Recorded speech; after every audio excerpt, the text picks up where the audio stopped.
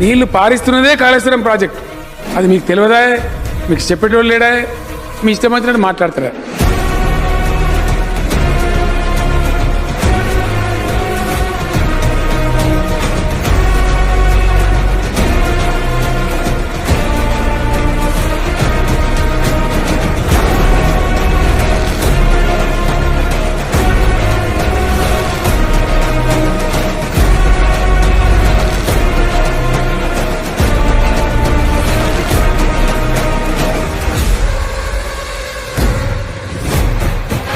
మీరు గనక ఆగస్టు 2 లోపల నిర్ణయం తీసుకొని పంపు లాంచ్ చేయకపోతే, నీళ్లు ఎత్తిపోయడం ప్రారంభించకపోతే 50,000 మంది రైతులతో మేము మా కేసీఆర్ గారి నాయకత్వంలో, మా పార్టీ నాయకత్వంలో మేమే వస్తాం.